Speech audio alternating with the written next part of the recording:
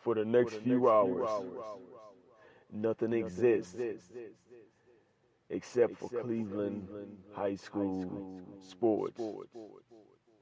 Because the Quiet Brothers are here. Outlaw!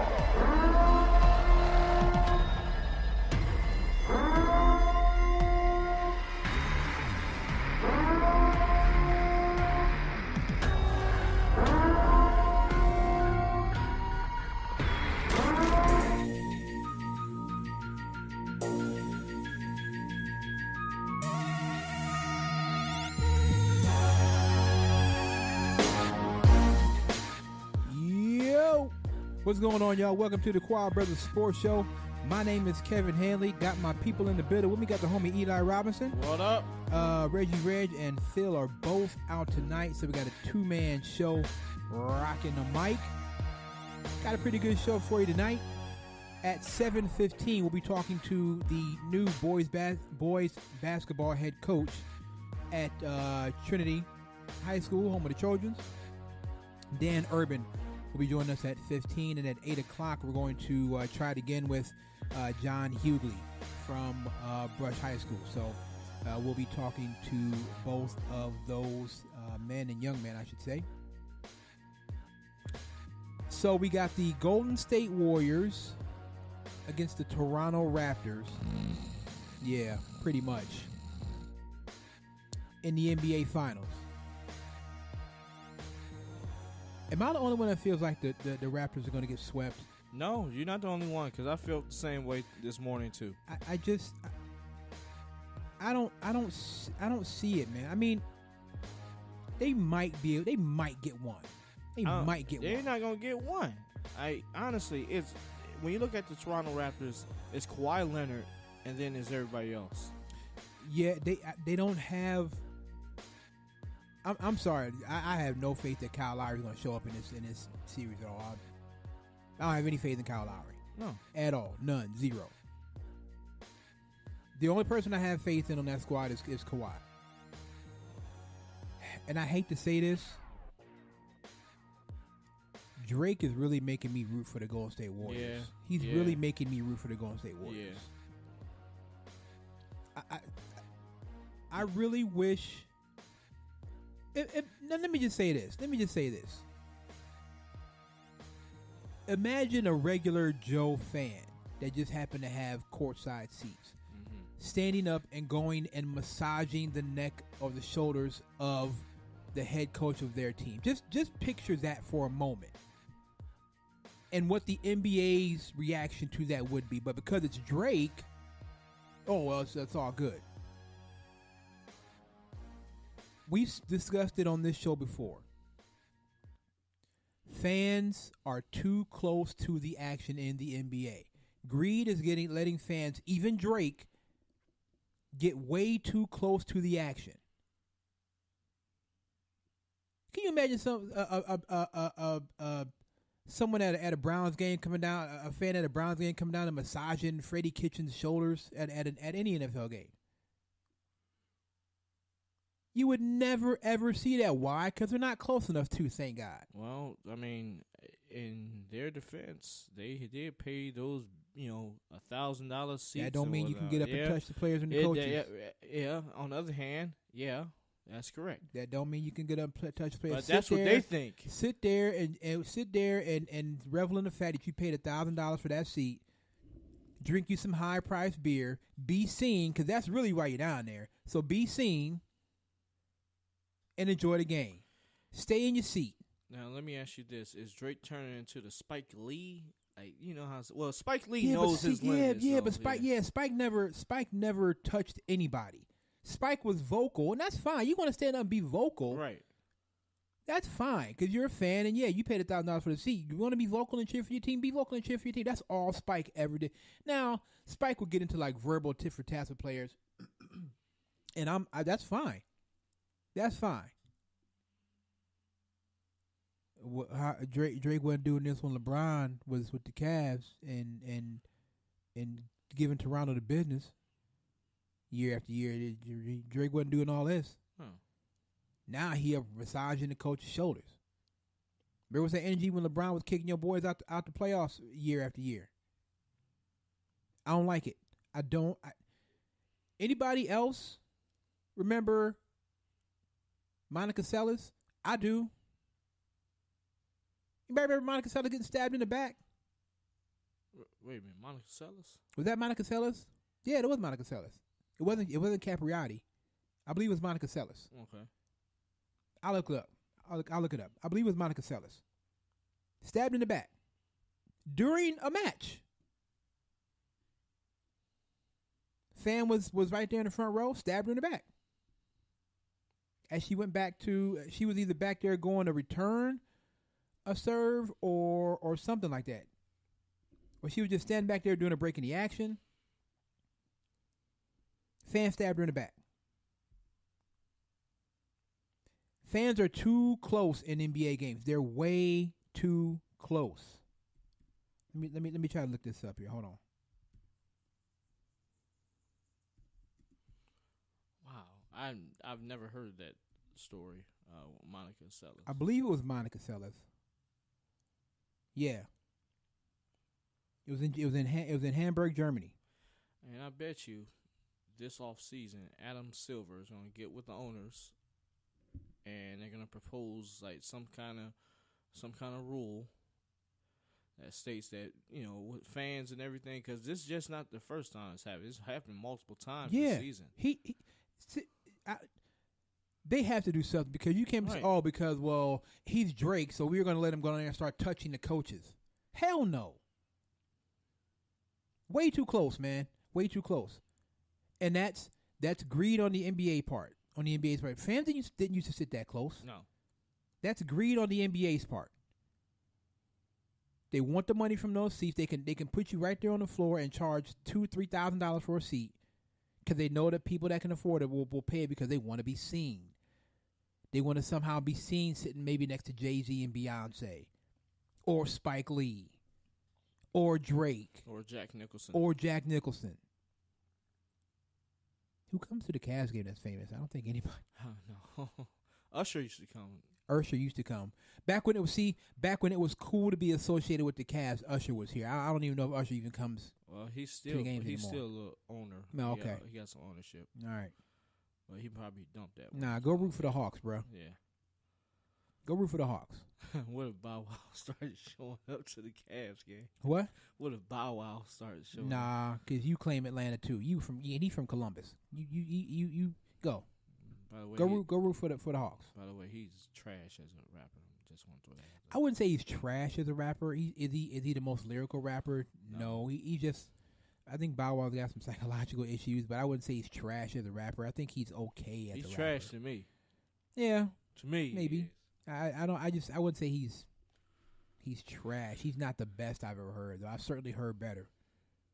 But, you know, when Bow Wow first came out, you know, he has a couple songs that was rocking. I couldn't be mad at it. And he was from Ohio, too. I was like, oh, yeah, okay, little kid, Ohio, he doing his thing, whatever.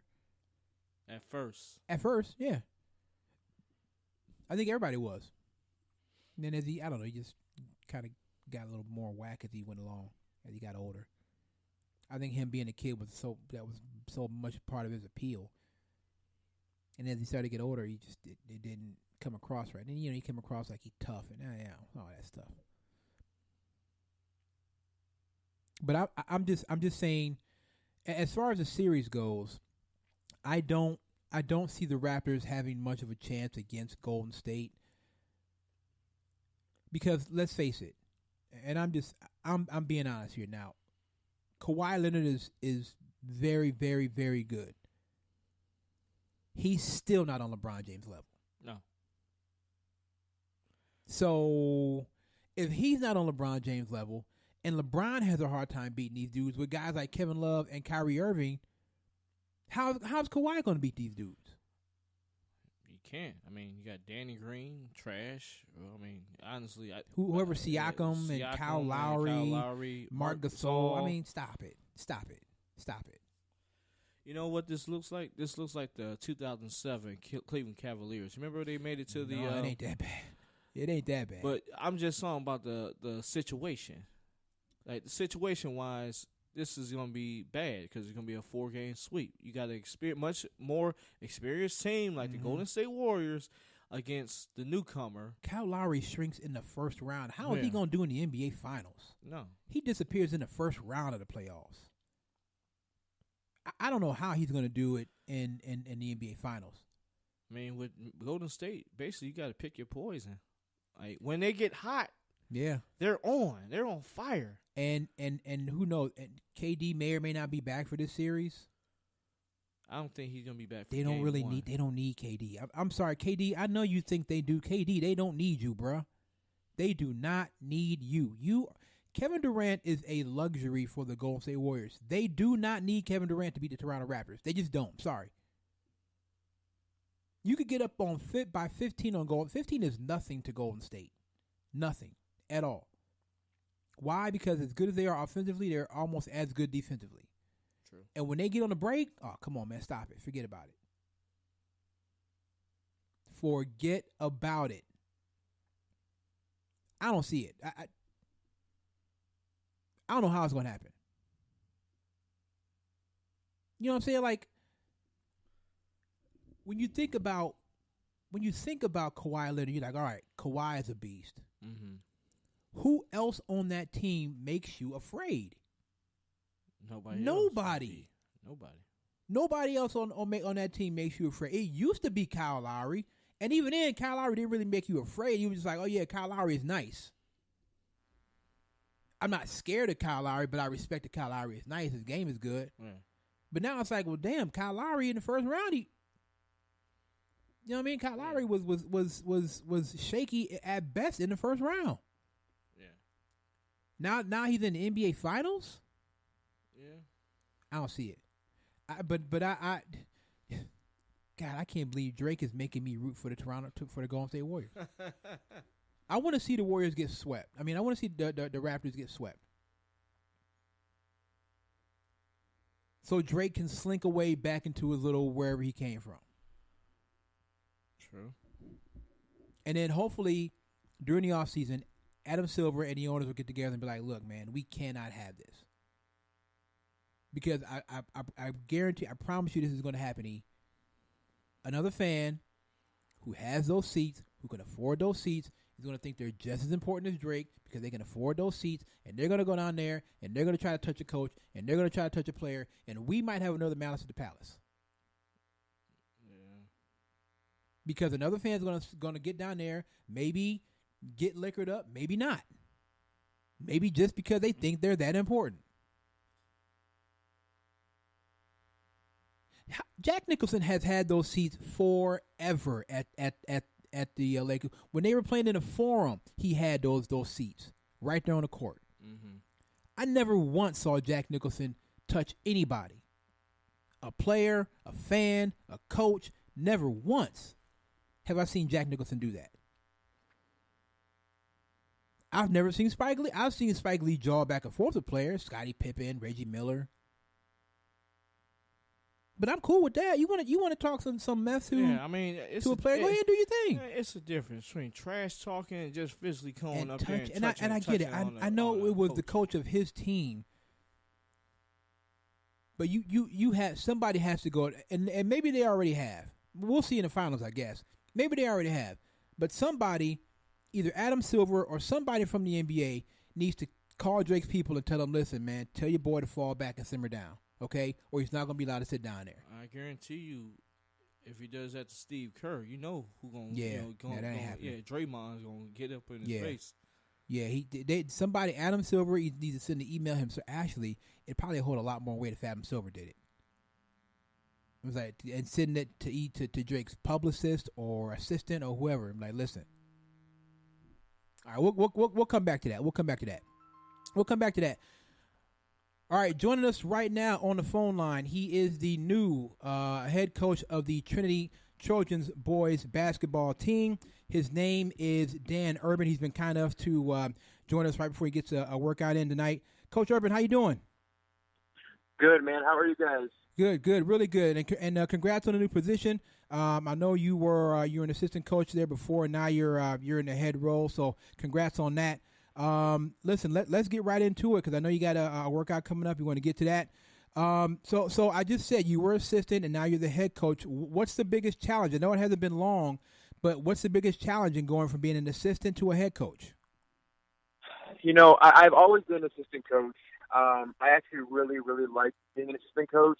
I love taking the time to talk to kids when they come off the court. But I've been waiting for this opportunity for about 8 years now. I started coaching, when I was 23. I just turned 33. And I've been waiting for the right opportunity. And I took a job with Trinity last year as an assistant coach and didn't have any expectations. I just wanted to get back into high school coaching. And I was blown away with the school and the people and the fans. And it just really, it's going to be a challenge. For me, it's the little things, the organizational things on the side, setting up scrimmages. Those are the things that I didn't really anticipate that I would really not necessarily struggle with, but I didn't really pay attention or think about those things. Always being an assistant coach, right? I've always been focused on just day-to-day activities and game activities. So now it's organizing team events, organizing a golf outing so we can raise some funds for the program. Those kind of behind-the-scenes things that a head coach has to do, that's the biggest challenge for me right now. And I think that'll be the biggest challenge for me moving forward. I want to get in and work. So getting these behind-the-scenes things done, it's been a little bit of a challenge for me. Now, let me ask you, because I'm not sure how the dynamic works. Do you get more, I guess, for lack of a better term, do you get more one-on-one time with players as an assistant than you do as a head coach because you have many more responsibilities? So for me, what I meant is when a kid comes off the court and the head coach can't stop and sit down with him and explain, hey, you did this right, you did this right. Let's work on this, this, and this. So for me, I love that part of it. When a kid comes off the court and you can sit down with him during the game, sit him down and say, hey, you did A, B, C, D really well. We got to work on this, this, and this. So I always love that part of the game, assisting somebody. I'm a servant leader, so I love helping. So I think that's made a transition for me is actually not being able to stop in a game, pull a kid to the side to say, hey, we need to do this, this, and this. I still have opportunities to do that, but I revel and I love the idea of being able to fix things during games. So those are one little things that I'll rely on my assistant coaches for. But those are things that I loved about being an assistant coach. It's just something a little bit new. Now, you guys didn't have the best season. I mean, 2-19. It is what it is. But now you're in a new phase, in a new chapter now. So for you, what's the first step in turning the program around there at Trinity? Accountability. I think that the previous staff had a great group of guys. I just think that over the years, I think accountability is the main thing that I want to start with. Accountability, and just we need a change of culture. We need a change of culture. 2-19, like you said last year, and you're right, it is what it is. A lot of these guys didn't know a lot of stuff. I was really shocked at the things they didn't know during the season. So, and it's hard to blame the kids. They just don't know what they don't know. Right. So, it's going to be a challenge. Those little things and building a culture, building a culture of accountability. Where, hey, listen, I don't need to be the guy that tells the kids, hey, we don't do that here. I need the older guys that say to the younger guys, freshmen, sophomores, hey, listen, we don't do things like that. Little things as silly as we all have our practice uniforms on during practice. Okay. We all wear the same color shoes. We all have our shirts tucked in. Those little things to me, I'm a little bit old school in those things where those are things to me that are going to be first and foremost. Like, we're going to play hard. There's no excuse. We're always going to play hard. So working hard, really getting after it. But I think we really have to change the culture. That's my main goal from day one, is to let these guys know, hey, we're going to have fun, but we're going to learn a lot, and we're going to work really, really, really hard. It's going to start with me and trickle its way down to everybody. It's an accountability thing. I want the kids to hold me accountable. I'm going to hold the kids accountable, just like administration is going to hold me accountable. Accountability, I'm going to say that a lot, is really, really important to me. That's one thing that I'm really going to focus on right off the bat. Absolutely. Now, and just to kind of piggyback on that response, Do you mind having a player, be it a senior or maybe even a junior, but someone who's kind of got it in them to maybe come in and not really take over the huddle, but kind of pull their teammates together and say, hey, listen, this is what we need to do. We're not doing this. Let's do this. Do you mind having a player like that? Is that something that you revel in? No, actually, you hear this a lot, and I hate to use this word, but I look at myself as a players kind of coach where, listen, I don't have all the answers. I am not the end-all, be-all as a coach. I'm going to rely on people. I'm going to rely on coaches. I'm going to rely on my assistants to help me. Sometimes the kid may see things out there, or players may see things out there that I don't necessarily see. So I'm going to rely on. I'm going to give my players the freedom to think for themselves and to play for themselves. As long as they do the things that we ask them to do, I don't really have a problem. Actually, one of our last practices of last season, we had one player kind of challenge us as coaches, and I actually said, "Listen, say what you want to say, because I actually care what you want to say." And he had a great point. And I think that's important, that to give the kids a voice. Okay. I do think discipline is important as well, but I think that these kids are smart. They know how to play. They know what they're doing. I'm not out there. I'm not going to micromanage and critique every little thing they do.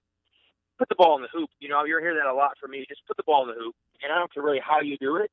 So for me, I don't necessarily mind a little bit of a challenge where kids say, hey, coach, what about this? Or I see things like this. I want my players in a huddle to be like, hey, listen, this is happening out there. We need to pay attention to this, this, and this. Okay. I'm not out there seeing it. They may see something that I don't see. So I'm going to give my players a little bit of freedom to, challenge us a little bit as staff. So, again, they can hold us accountable, and we can hold them accountable. Now, you've been around the program for a little while now, and now you are running the program. So what do you think is this team's biggest strength heading into next season? We have a lot of guards. Our biggest strength is going to be how hard we work. Going back to when I was at Ignatius High School 8-9 years ago, when I was at Holy Name 7-8 years ago, one thing about Trinity High School is they always played hard. Mm-hmm. I mean, there's like a switch that goes on, and it never goes off. So we have a lot of guys that can do similar things. A lot of really quick, athletic guards that can get after and defend. So we're going to hang our heads on defense and working hard. And I have a group of kids coming back that do just that. They just work extremely, extremely hard. So we're going to rest our hat. And I know it's a boring answer, but we're going to rest our hat on playing hard. And those are things that are returning that we have to our advantage. A lot of guys that are similar size. We're going to throw a lot of kids out there to defend. We're going to hang our hat on defense. Yeah. So those are the things that I'm expecting back from my guys. Hard work, athletic, we're fast, we're scrappy. Those are the things that we're going to rest our hat on too. Yeah, no, and that's actually great, because that might. Well, some people might think that's a boring answer, but no, we've covered enough of these games, but we've seen a lot of slacking out there and guys not playing hard, and we know what happens when they don't play hard. So no, that's fantastic. It's the old saying, and everybody's heard it a million times, but hard work beats talent when talent doesn't work hard. I don't care how talented you are as a program or as a player. Hard work can't kick your butt if you're not prepared. So I think preparation is important, and I think just playing hard from second one to the end of the game. That's how we're going to play. And I'm going to instill that in my guys, that we play hard from beginning to end. Now, the old saying, easier said than done. So to you, what is the best way to get your players to buy into what you're trying to accomplish? And obviously, do you think that them already being familiar with you is going to help get that done?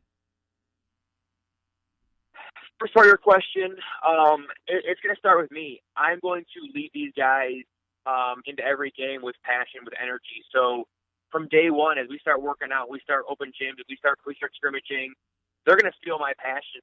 And I hope and I believe that will matriculate itself into them, and that they will be sponges and absorb my energy, if nothing else.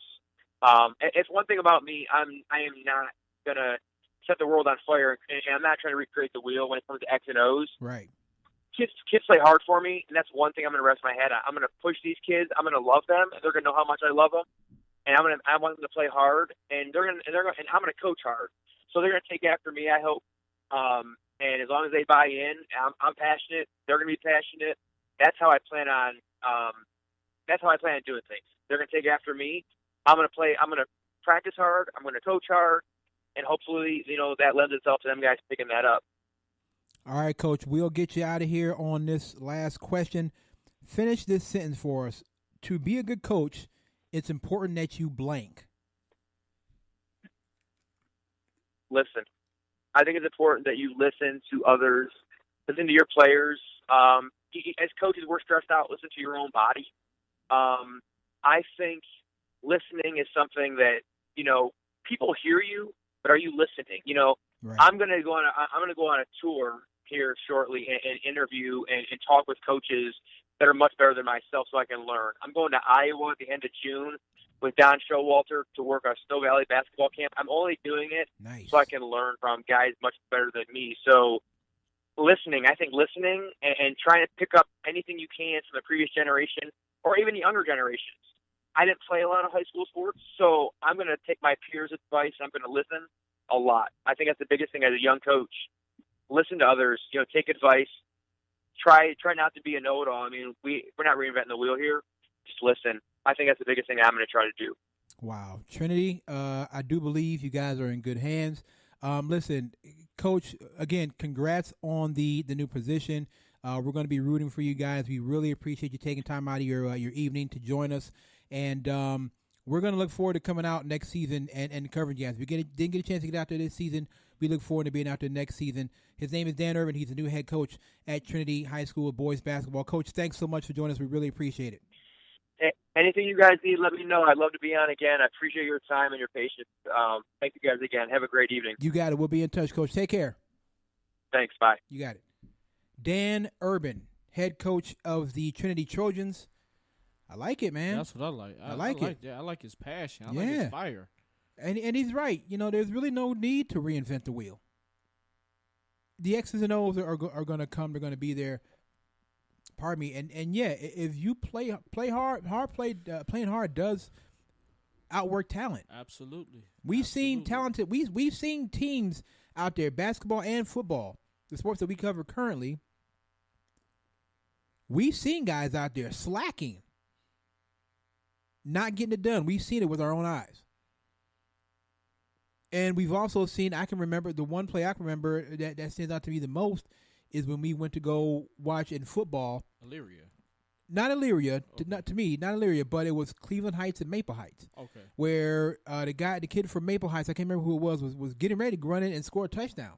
But the kid from Cleveland Heights didn't give up on the play, hustled, got down there, and knocked the ball out of his hands at the 2. He could have gave it up like, he good, he scored already. But he didn't. He kept it. He stayed with the play. He kept it. He stayed in there, and he knocked the ball out at the 2. Because the kid from Maple thought he had already scored. Hard work can overcome talent a lot of times. And listen, just like I said, man, it is what it is with Trinity. They were 2-19 last season. But that was last season. Now there's a new voice in there. And listen, we didn't really know or were too familiar with the last coach who was there at Trinity.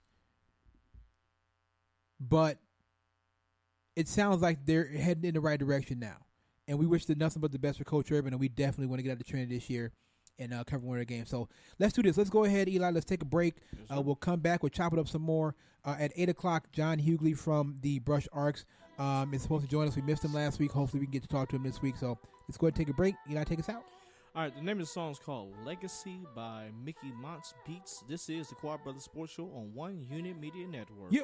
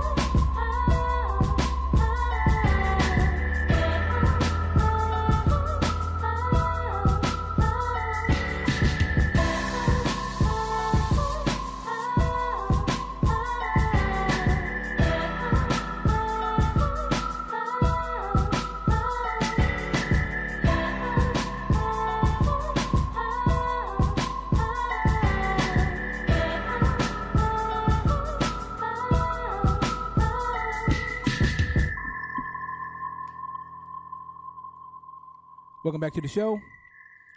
Once again, thank you to the head coach at Trinity High School, Dan Urban. That was a great interview. It was. Yes, it was. Great interview. I like that, man. He seems like he's a man that's full of energy, full of passion, and he's got love for his kids.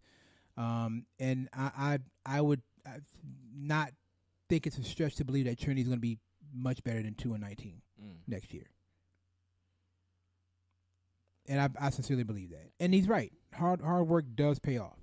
I love coaches like that. I love coaches that's passionate about the game, that's fiery, hard working. Like, you know, I just love his like atmosphere. I love his demeanor, man. Yeah, he's one of those coaches that make you want to play for him. You know what I'm saying? Like, there are some coaches out there that make you want to play for them. Coach Riz at Garfield was one of those coaches that you talk to Coach Riz or you speak to coaches, you're like, man, I can see why kids want to play for him. You know what I mean? And so, look, they can only go up at Trinity. They really can only go up. I mean, you know, you'd have to. You're a couple of wins away from being, you know, winless. You can only go up from there. Right. So, good luck to Coach Urban. Good luck to Trinity. And like I said, we definitely look forward to getting out there and covering Trinity going forward. Can I just say this? Yeah. Shout out to all the 2019 graduates. Yes, indeed. Yes, and also we did the cards are coming. Yep. The cards are coming. Yep. So in fact, I still have the card, and I'm gonna make a special delivery to one of our contestants. Oh, that's what's up. That's what's up. So if you see me in the neighborhood, big guy, big brother coming down the street, don't be alarmed. I just got your gift card. That's what's up. That's what's up, man. Make a special delivery. A personal delivery. I appreciate that. That's dope. That's dope. No question. Because, you know, like I said, yeah, look, it's a $25 gift card. Some people might be like, that's not a lot. No, you know, in the grand scheme of things, it's not. But we want to reward you all for putting in the work in the classroom. It's great to excel on the field, but it's even better to excel in the classroom as well. Right. I mean, because we all know. I mean, I didn't play high school sports or whatnot, but, you know, I know people who did. Mm-hmm. And it's tough to balance school and you know, being an athlete. It's hard. It's really hard. Right. It's so to many juggle those two things. And there's so many distractions out there, man. But if you don't do it right in high school, you won't do it right in college. You know what I mean? So for those kids, and you know, look, and honestly, we asked for to be eligible to win these gift cards. We asked for a 3.0 GPA or better. I tell you who one of the winners who's really good, one who's been on point for a minute now, Javion Williams out of Warrensville. That young man been on point with the grades. Been on point with the grades. He's been on point with it. And there's nothing wrong with being smart, y'all. No. Because this is what I always say, and I don't say it to be flippant. I don't say it to try to crush anybody's dreams. I don't say it because I'm angry, bitter guy. I say it because I'm a realist, and I want our young people to be real. Listen, a lot of y'all, you're not gonna make the league. I'm just keeping it real with you. A lot of y'all ain't gonna make it. You look at the numbers. You know that what they say? 2% of all college athletes make it to the National Football League. 2% of all the football. Yeah, that's correct. A lot of y'all ain't gonna make it. That's just what it is. The NFL is the best of the best, and a lot of you guys are not the best of the best, and you're not gonna make it to the league. So you need to have a backup plan. And I want to touch on that real quick. Yes, a lot of y'all are not gonna make it into the league, but you also get a free college education, so use that to your advantage. You know what? I got a friend. Shout out my homie, man, Willie Littlejohn. Shout out to my homie Willie. He's got a son, and his son does not play sports, but his son is very smart. Mm-hmm. And he always says to me, "That's cool if my son don't play, but one day he's gonna own the team. He don't need to play because one day he's gonna own the team." Right. There's nothing wrong with being smart, man, and having that education. Not even in your back pocket, at the forefront. I got a prime example. You know Rashawn Gary, who played at Michigan? Yes, Green Bay Packers now. Okay. So during his whole draft process, you know what he did? He started his own sports agency. There it is. If he didn't make it, he knew he got friends that made it, and he could probably offer them and work with them deals. Yeah, with their deals. I mean, you have to have a backup plan. You just have to. You have to. Because what you'll find is when you're look, every player in every sport is one play away from the whole thing being over. Whether you play basketball or football or baseball, soccer, lacrosse, you're one play away from the whole thing being over with and done. Right. You're one play away. Right. And even if you don't make it, there's other ways to get to the league as well. Yep. Like, you know, you may not be a player, but you can be a coach. You can go in scouting department. You can be in the public and media relations with the team. That's why we have so many sport management majors out there. There was a story, and I don't remember. I want to say it was in Tennessee, about a young man who was playing on the football team at his high school, was really good, really talented, and was looking to go places. And he ended up getting diagnosed with some kind of condition, like a heart condition or something like that. And they basically told him, "You'll never play football again. This is the end of the road for you." But did he sit around? Yeah, he sat around and he sulked for a little bit. Who wouldn't? You're only human. But he ended up joining the coaching staff on the team. And now he's part of the coaching staff at his school. And this is maybe a year or so ago I saw the story. But he's part of the coaching staff at his school now. So, no, he's not playing, but he's still around the game. And my guess is that after high school, he's probably going to stay around and keep coaching and work his way up through the ranks. A lot of you guys aren't going to make it, so have a backup plan. And that's what we try to do. We just try to encourage people to be on point with the education, because you need to be. You know what I'm saying? I'm sorry, you're gonna make a point. You remember Isaiah Austin, the kid from Baylor? Sort of, kind of, but not really. So Isaiah Austin, he played 2 years of college, basketball for Baylor University, but he was a first-round prospect in the 2014 NBA draft until he was diagnosed with Marfan syndrome. Marfan syndrome, yep. And in 2016, he was cleared to continue playing basketball after a 2-year stint from the game due to Marfan syndrome. But he didn't get drafted. But Adam Silver, he worked hard. Adam Silver gave him a job in the NBA office. There you go. And now he's playing overseas now.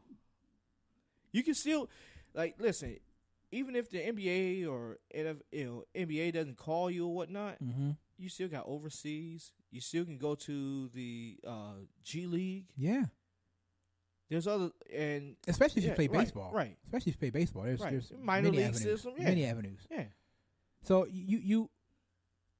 that's just what we as four guys who have been there and done that and gone through the trials and tribulations of high school. We know it's hard. We know how it is. College. Eli graduated from Bowling Green. We know how hard it can be. But we also want to stress and make sure we tell you guys, listen, yes, it's great. Like I said earlier at the beginning, yes, it's great to be good on the field or the court or the diamond or the pitch or whatever sport you play. But it's better to be great in the classroom, right? Because being athletic but being dumb is only going to get you so far. Sorry. Yeah, at some point you're athletic, because if you're a great athlete, but you can't, and you make it to the league, but you can't manage your money, and you just have to rely on everything your accountant says, and your accountant is a crook, and your accountant is taking you for all your money, and then you wind up broke one day. Because that's happened to athletes.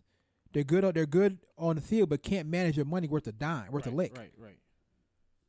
So don't be athletically gifted, but be stupid. Also, it's great if you're in college, major in business, financial management, accounting, managerial accounting, marketing, principles of marketing, consumer behavior. All these classes are beneficial to you. When you get to the league,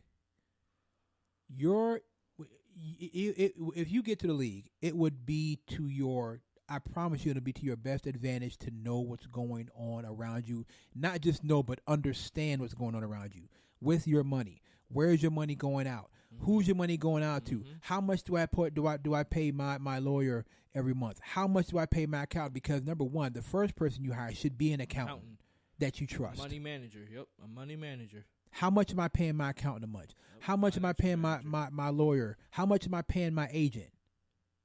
How much am I paying if I'm that big of a star? Right. How much am I paying my publicist? You need to know how much, who gets what, and then sit down and budget that out.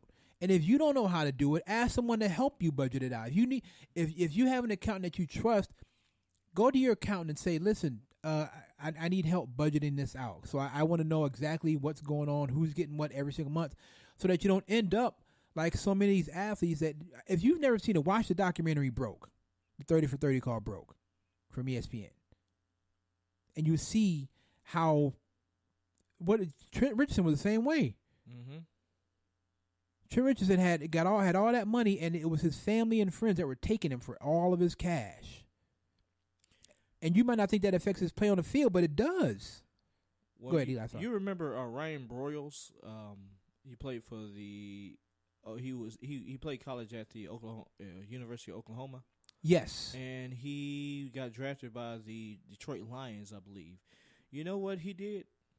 He actually set a budget for himself each and every single month. Like what?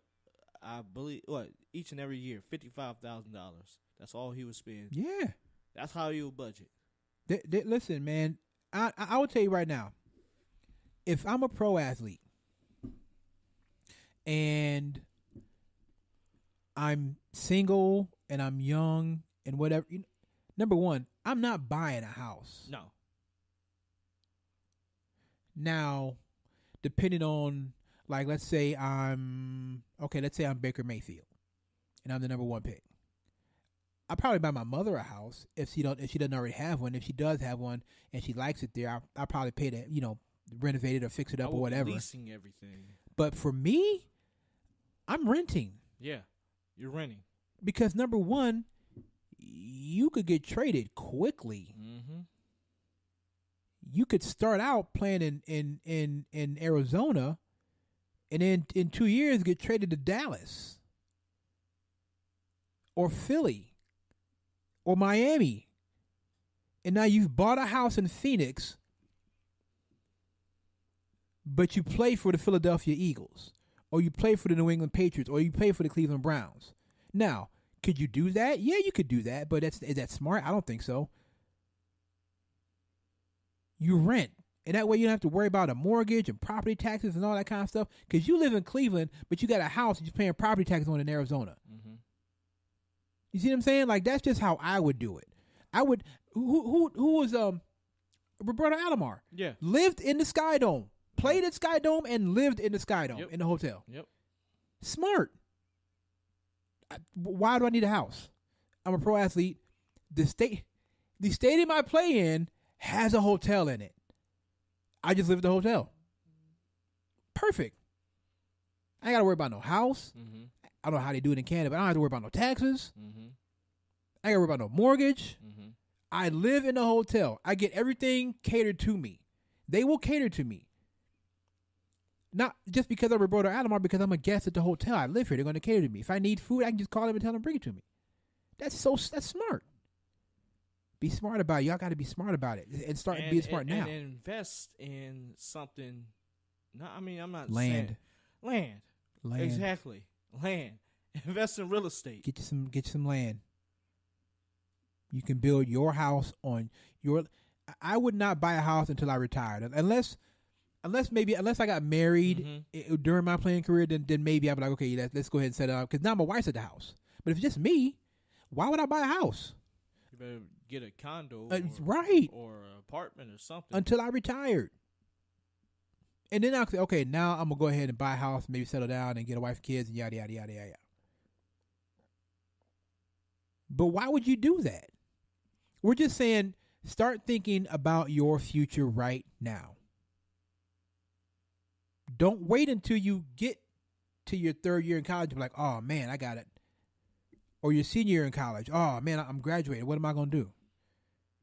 What am I going to do should not be a question for a senior in college. You should know what you're going to do. Or you should at least have an idea of what you want to do and how you're going to take the first few steps to get to where you want to go. Don't be like me. I got out of high school and was like, oh man, I'm gonna chill and take a year off because I don't ever have to go to school again. I'll take a year off and then I'll go to college. I didn't go back to college till 3 years later.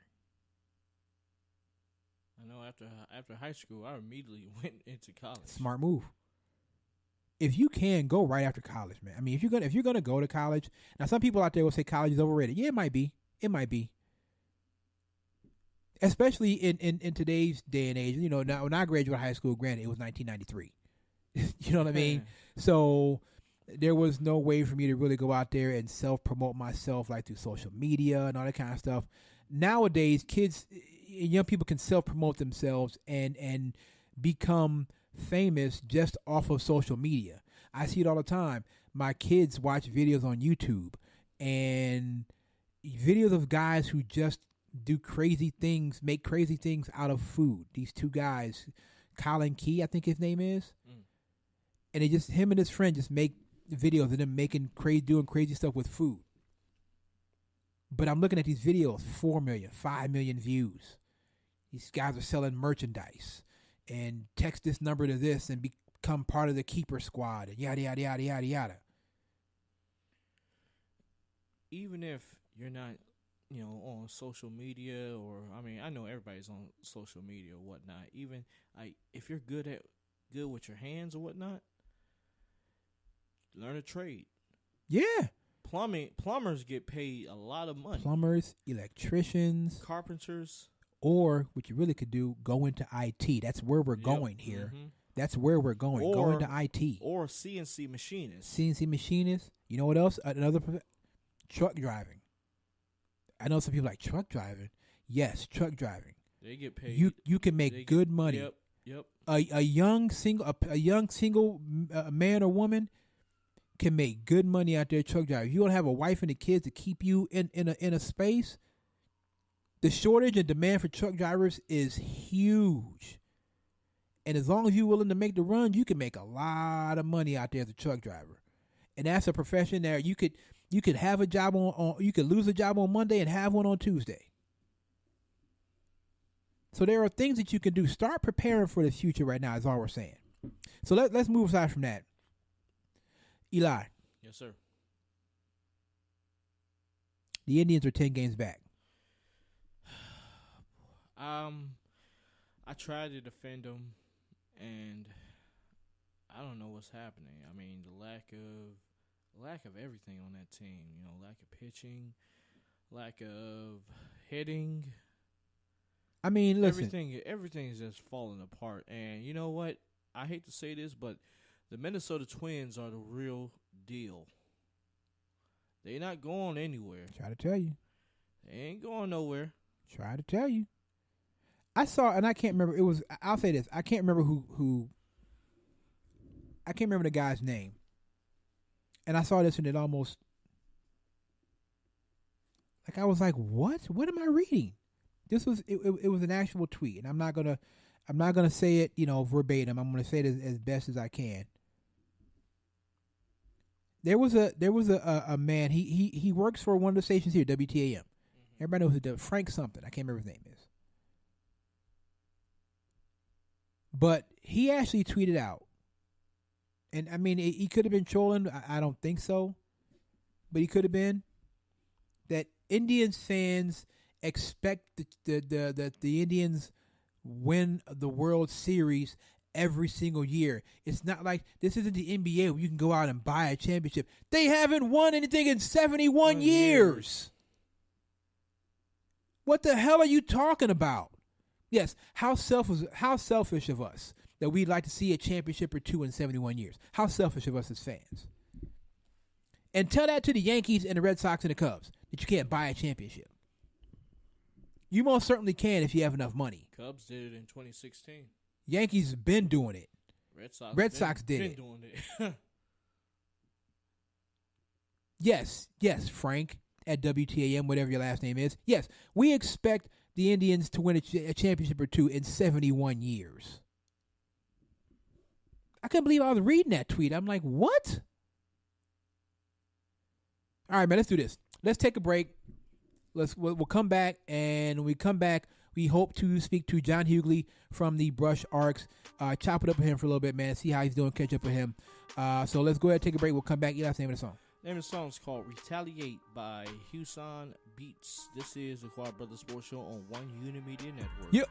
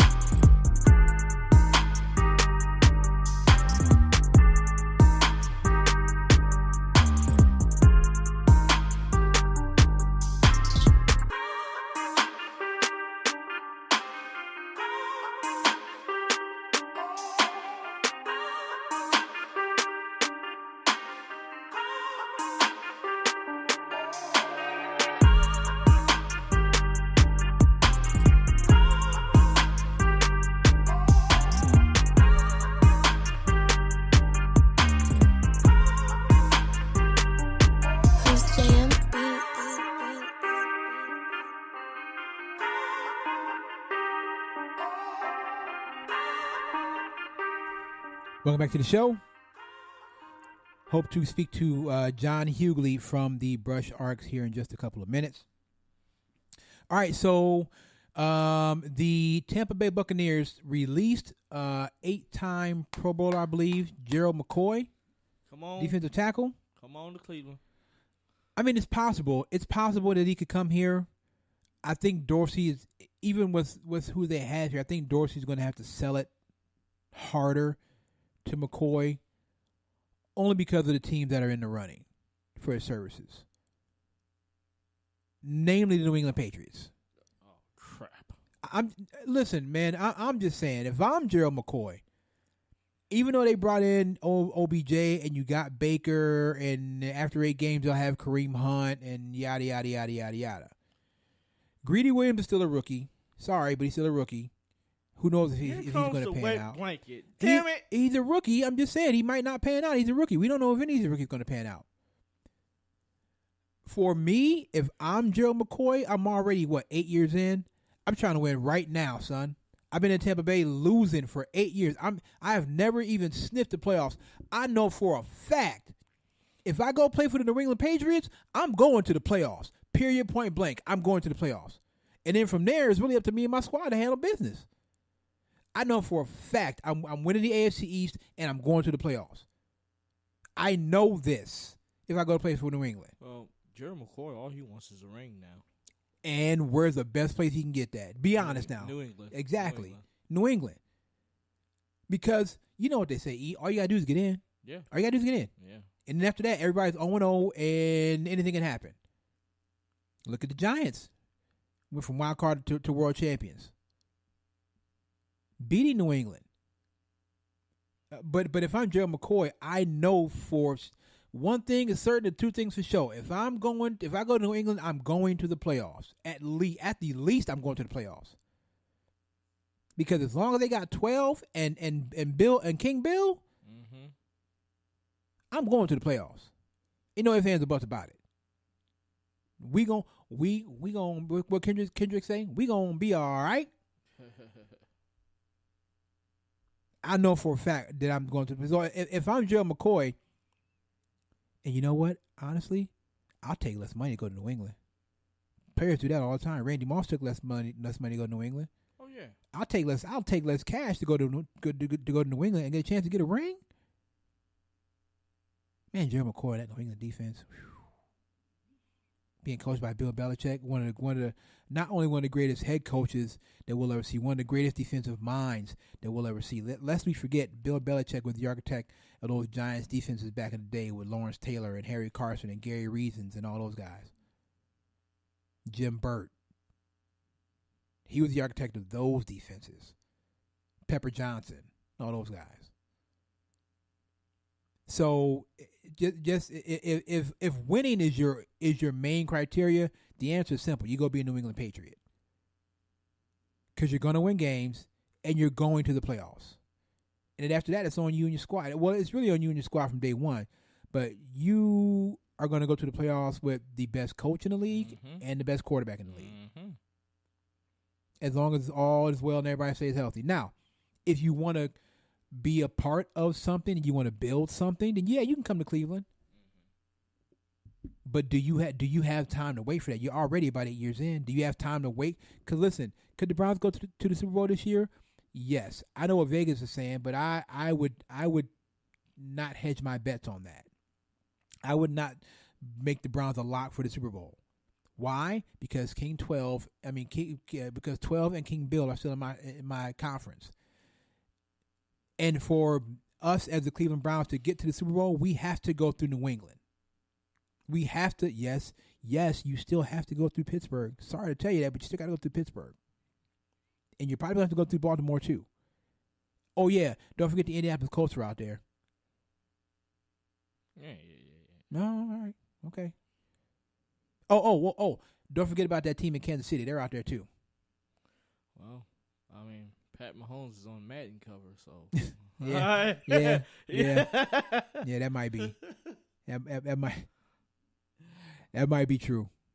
That might be true. So all I'm saying is,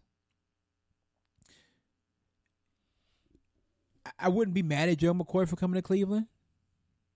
Not at all.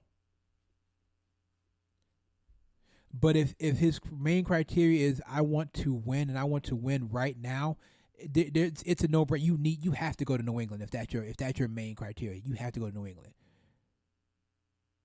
Is he going to win in Cleveland? He could, but they were still 7-8-1 last year. So if they improve by what, like 2-3 games this year, 9 games, 9 wins, 10 wins. New England, you're gonna win 11 or 12, maybe even 13, with him added to that squad that they already have. But if you think about it, if he joins the Browns, can you imagine how that defensive line is going to look on paper? I can imagine it on paper. Greg Williams ain't here though. See, Greg Williams is in. They said Steve Wilkes is doing a good job. No. Steve Wilkes is a good defensive mind too. I'm not trying to throw shade at Steve Wilkes. I'm just going off of Gerald McCoy's own words. If winning right now is your criteria, you should be a New England Patriot. And I don't know if he's visited them yet. I know he came to Cleveland and he left without a contract. Yeah, he went to Baltimore too. He went to Baltimore too.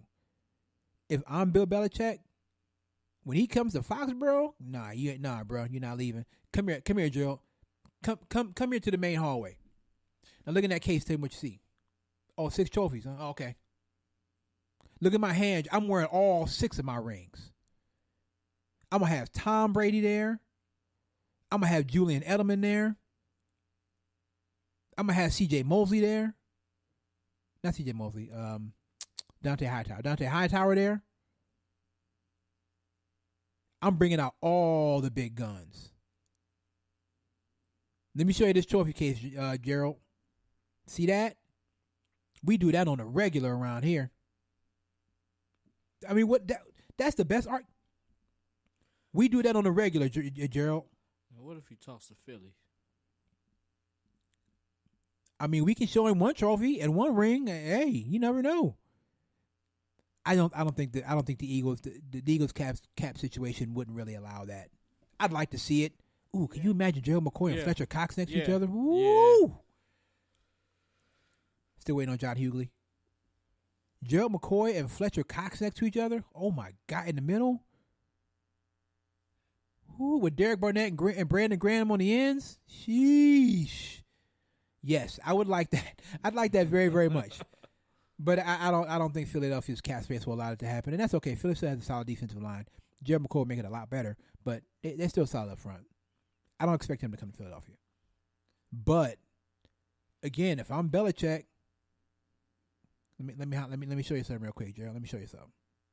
I would make sure that he's got to come in and walk past those trophies when he comes in. We ain't even sat down and talked yet.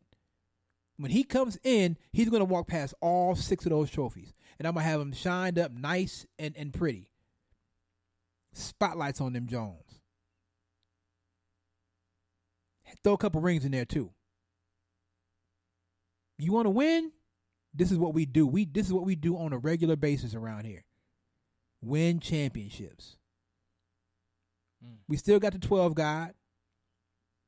You know me. I'm Bill Belichick. You already know what it is with me. I took a quarterback from Kent State and made him one of the best slot receivers this game's ever seen. In Julian Edelman. He went from quarterback at Kent State to Super Bowl MVP as a receiver. My system did that. You want to win? Come through. You be like Suge Knight. You ain't got to worry about your quarterback all on Twitter, fighting with Colin Cowherd. You ain't got to worry about you want to worry about your receiver fighting the kicker nets. Come to New England. You're doing a little shade. Yeah, I'm just saying. We don't do that around here. We're the New England Patriots. We don't do that kind of stuff around here. You won't see Tom Brady on Twitter fighting with Colin Cowherd. But you will see your owner down south getting a that's massage, okay. That's okay. Illegal massage. You know. And the Browns owner is still running from the feds. So what we talking about? Yeah, you right. We don't do that around here. You know what we do around here, Joe? We win around here, and it's all professional. All-time greats take less money to come here and play. Junior Seau, Randy Moss. They take less cash to come here and play for us. Why? Because we win. That's all we do. When's the last time we had a losing season? Even when Tom Brady went out, we were 11-5. We didn't have Tom Brady. We were still 11-5 with Matt freaking Castle. I can't believe I'm making the argument for New England Patriots, but that's really, if that's your criteria, I don't know how you, if they put all of that, if you're Gerald McCoy, and they put all of that factual information in front of you, how do you walk out of that building without signing a contract? That's my question.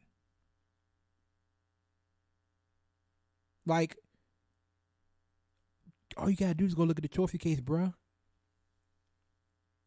And I know it sounds like I'm throwing shade, but the Browns can't show you that. The Browns can't show you no trophies at all. They can show you a trophy from 1964. They can show you a championship trophy. All right, okay, all right. But I'm just saying. I'm laying out the criteria because I'm going off what Gerald McCoy said. I want to win now. You play the division with the Buffalo Bills, the Miami Dolphins, and New York Jets. You're winning that division. Okay? You're going to win that division. You ain't got to worry about the Steelers in your way. At least not yet. You ain't got to worry about the Ravens in your way. Come to death row. Come over here if you want to win. Come to death row. Shug Belichick says, come to death row. You know what I'm saying? Like, it's... I wouldn't even take any other visits, Eli. I'm serious. If I'm Gerald McCoy, the Patriots want me? How much? Okay, that's cool. I can work with that. I'd have made a lot of money in Tampa Bay. I can work with that. I'm going to play for Bill Belichick. 12 guys is it? Okay. Sign me up. Where do I sign? Because I know how they get done. I know it's going to be professional. I know anything that's not professional, Bill Belichick going to get rid of that. He going to squash that quick, fast, in a hurry. You're not professional. You're not down with winning. You out of there. You got to go. So says Bill. As an 8-year veteran, that's what I want. I want stability and I want professionalism, and I know, and a chance to win. I got all three for in New England. All three. So now, with all that being said, he'll probably sign with Cleveland, and you know, and that's fine. That's fine if he wants to do that. If he does it with the understanding that it's probably going to take another year, maybe 2, for the Browns to really be true. I don't care what Vegas says. They haven't even played a game together yet. I don't know if the Browns are true Super Bowl contenders just yet. Just yet. I'm not saying they're 10 years off, because they're certainly not. And anybody can go from worst to first. I understand that too. We'll find out in the second half of the season. Yeah. If OBJ stays healthy, if Baker stays healthy, once Kareem Hunt gets back, we'll find out. We'll find out in the second half of the season. And still got Nick Chubb, still got Duke Johnson. He's at the moment. They saying Antonio Callaway is looking really good. I heard that too. I saw Callaway's looking really good in practice too.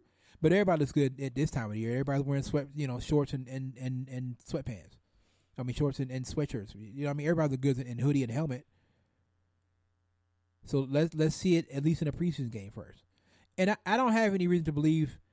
I don't really have any reason to believe that the Browns are going to be worse than they were last year. I don't have any reason to believe that. I can only assume they're going to be better. How much better is the question? 3-game improvement, 4-game improvement. So, well, I don't know. It looks like Johnny's not going to be calling in. So, okay. So what we're going to do, man? We're going to go ahead and end it here. We'll cut the show short, so we can get out of here and start enjoying the rest of this Memorial Day weekend. So we want to thank Coach Dan Urban from Trinity High School. Coach, we rocking with you, man. Thank you for your support. We will be out of Trinity next year to cover your squad and to see exactly how you get down. Maybe we'll catch John Hughley somewhere else down the road. We don't know. We tried twice. What more can you say? Yeah, what can you say? So, all right, man. So we're going to get out of here.